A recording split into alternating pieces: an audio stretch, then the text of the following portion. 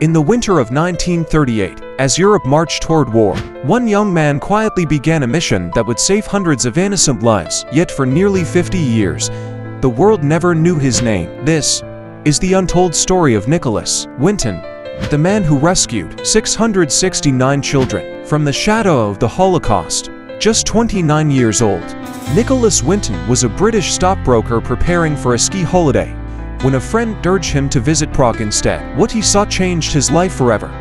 Jewish families, terrified and desperate, crowded the streets.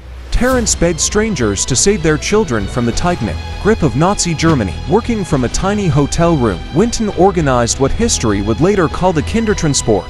With nothing but a typewriter, handwritten notes, and relentless determination, he forged documents, negotiated with officials, and arranged trains that would carry children out of Czechoslovakia to safety in Britain. Every departure was a race against time. Every seat on the train meant one more life saved. Children, some clutching dolls, others holding tiny suitcases, pressed against the windows of departing trains.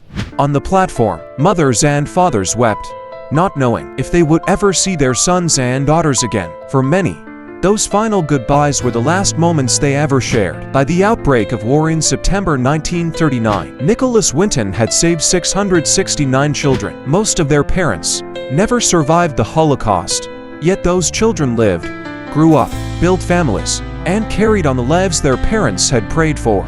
For decades, Winton told no one of his mission, not even his wife. It wasn't until she found an old scrapbook in their attic, filled with photos of children and transport lists, that the truth came out. In 1988, live on television, Nicholas Winton sat in an audience, unaware that the people around him were the very children he had saved. Now adults, they stood and applauded, tears streaming down their faces, as the world finally learned of the quiet man who had been their savior. Nicholas Winton passed away in 2015, at the age of 106.